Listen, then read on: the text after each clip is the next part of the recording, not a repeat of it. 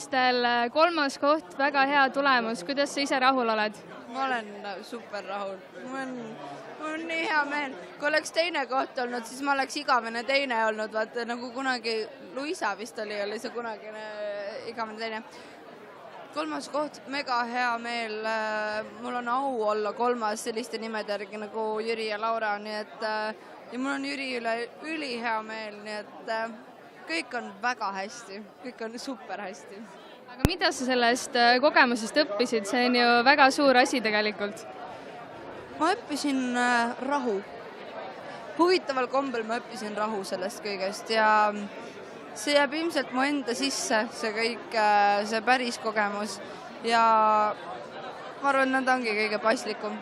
Aga kas sa tagasi ka tuleksid?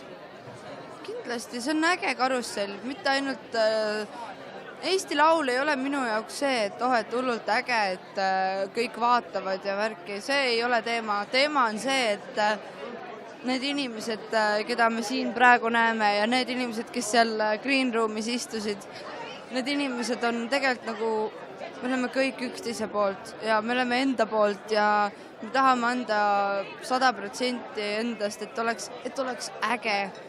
Sest et see on meelelahutaja töö.